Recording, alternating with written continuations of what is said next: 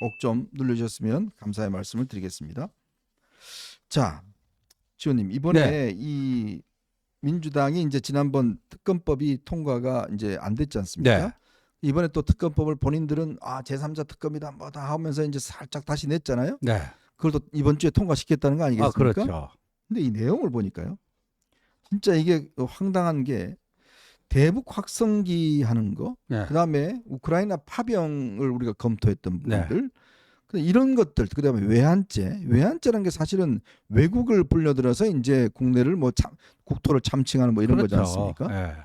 자, 이런 것까지 지금 다 하겠다는 거예요. 네. 그러면 도대체 민주당은 어느 나라, 대한민국을 어떤 나라를 만들겠다는 겁니까? 이거는 정말이죠. 이것도 전용기의 국민 카톡 검열 이상의 또 그 대형 똥볼. 그러니까 민주당이 하루 사이에 대형 똥볼을 2개나 찾네요. 네. 2개나 찾는데 저는 이거 보고 좀 눈을 의심하고 귀를 의심했는데 외환이라는 게 외국과 그 뭐 내통해 가지고 이렇게 전쟁을 촉발시키도록 하는 거 아닙니까? 예. 그런데 우크라이나의 파병 검토한 게 어떻게 그 외환죄죠? 참. 예? 우리가 그럼 과거에 보면 우리가 이라크에도 파병도 했잖아요. 네네. 그 노무현 대통령 시절에 노무현 대통령 시절의 대표적인 우파 정책 3가지가 뭐죠? 한미 FTA이고 네. 이라크 파병이고 제주 해군기지 건설 이 네. 3가지 아닙니까? 그럼 이라크 파병 그게 뭐예요? 예? 북한하고 이라크하고 굉장히 밀접한 나라 아닙니까? 맞아요. 그죠? 네. 근데 노무현 대통령 이라크 파병 그것도 외환죄예요? 네. 말이 안 되잖아요. 그러니까 어떻게 그걸 집어넣고 그다음에 그 우크라이나 파병 검토도 그렇지만요. 아니 대북 확성기를 외환을 유치하기 위해서 대북 확성기를 했다? 예? 그러면 민주당 정권 잡으면 안 하겠네요? 그러니까요. 아예. 예. 그다음에 그 대북 전단이 뭐 부작용이 있습니다. 네. 그러니까 이제 여러 가지 뭐 찬반 논쟁이 있고 그런데 아니 그건 또 헌재에서 말이죠. 그 김여정 하명법이라고 하는 거 있잖아요. 그렇죠. 대북 전단 금지법. 그거 위헌 판결 받았어요. 네네. 헌법재판소에서 표현의 자유를 과도하게 제한한 데에서 그 위헌 법률 됐어요. 네. 근데 그게 뭐 저기예요? 외환을 뭘 해요? 자, 이번에 이제 내란 특검의 주요 내용을 보면요. 우크라이나 등의 어떤 분쟁적 파병에 대해서도 조사를 하겠다. 자, 그리고 이제 북한의 대북 확성기 같은 거라든지, 그다음에 이제 북한에 우리가 이제 그 북한이 오물풍선을 보내면 우리도 전략적으로 북한에 이제 전단을 보냅니다. 이제 뭐 이거는 우리가 비밀리에 이제 군이 보낸다고 그렇죠. 하는 거죠. 예. 대북 심리전 하는 거예요. 그렇죠. 그것도 이제 조사하겠다는 겁니다.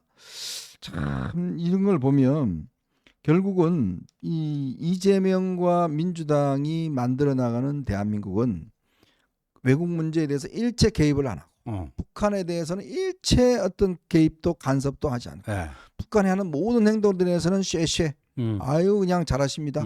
북한에 대해서는 그냥 고개 숙이고 김여정이 뭘 보내든 뭘 쏘든 그에 대해 일체 개입을 안 하고 북한이 뭐 이 남북 연락 사무소 폭파하든 뭘 하든 그런 대응도 하지 않고 그리고 대북 전단도 하지도 않고 자 그런 거를 지금 이 민주당은 만들어 가겠다는 거 아니겠습니까? 그러니까 문재인 때 말이죠. 그 2000 몇 년이었어요? 2021년인가? 네. 2020년인가? 그 왜 6월 며칠에 그 남북 연락사무소 개성에 그 폭파했는데 찍소를 못 하니까 결국 뭐 어떻게 됐어요? 뭐 특등 뭐 머저리다. 뭐 삶은 소대가리. 뭐 이런 얘기나 듣고 그러지 않았습니까? 근데 더 이제 오늘 보니까요. 한술 더 떠서 이 외환죄라는 게 외국과의 전쟁, 교전 아니에요. 그걸 그냥 그 촉발시키는 행위 아니에요. 외환죄가.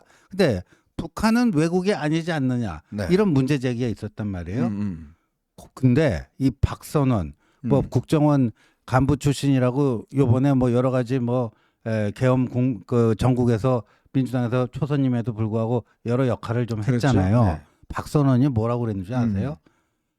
북한은 좀 이중적 지위를 지니는데 우리 남북이 유엔 동시 가입한 거 아니냐?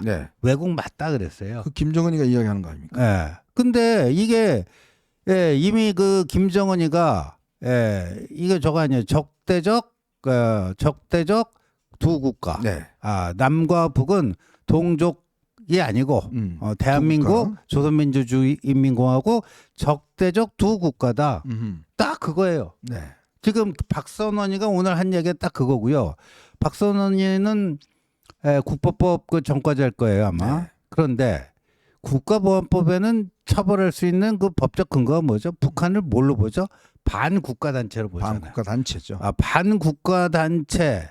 그러니까 북한에 추종하거나 북한의 지령을 받아서 뭘 한 거. 이 간첩죄와는 또 별도로 국가보안법 위반으로 처벌할 수가 있는 거 아니에요. 네네. 그러면 북한이 외국으로 되면은 북한은 반국가단체가 아니잖아요. 그렇죠. 그 국법법을 사실상 무력화시키는 겁니다 이게. 네. 자, 그래서 지금 이 특검법이 결국 이제 저는 참 이해할 수 없는 게 아니 지금 이 박찬대가 그동안 전략 실패로 인해서 사실은 이제 계속 특검을 지금 못 세우고 있잖아요. 네. 그러면 이번이라도 그럼 우선 여당하고 좀 대화를 해서 뭔가 같이 좀 뭔가 만들어서 지금 왜냐하면 지금 지지율이 그렇게 막 떨어지고 하는 이유도 보면 결국은 지금 이 윤 대통령 체포 이 영장 이 문제 국면이 오래 가기 때문에 이게 민주당한테 완전 부메랑이 되기 때문에 지금 이런 거잖아요. 그렇죠. 그러면 최소한 본인들이 여당과 좀 이 논의를 해서 그런 것들을 좀 줄이고 빨리 뭔가 해야 될 텐데, 그죠? 그걸 일치 안 하려고 그래요? 그리고요. 이게 또 말이 안 되는 게 지금 두 가지가 이제 동시 병행으로 진행되고 있는 거 아닙니까? 네. 헌법재판소에서의 탄핵 심판, 그 다음에 이제 그 형사 사건 수사가 네. 되고 있잖아요. 근데 이것도 웃긴 거예요. 탄핵 심판에서는 기존에 있던 내란죄도 드러내겠다고 하는데 네. 또 형사 여기서는 또 뭐예요? 특검에서는 내란죄 플러스 외환죄를 또 집어넣겠다는 거예요. 그렇죠. 그러니까 이게 논리적 정합성이 없어요. 네. 그러니까 우리가 언행일치, 뭐 논리적 일관성, 사람이 좀 일관성 있는 행보를 해야지 이게 유권자들에게 국민들에게 신뢰를 주고 그래도 저 사람이 하는 거는 그래도 뭐가 있구나. 네. 이런데 아니 탄핵 재판할 때는 있던 내란죄도 드러내자고 하면서 아니 형사 사건 그 수사에는 또 이건 특검에 대한 이 외환죄까지 또 이런 식으로 무리하게 집어넣자. 네. 이러면 어떤 국민들이 저 사람들은 참 굉장히 일관적이구나 이렇게 생각하겠습니까? 맞습니다.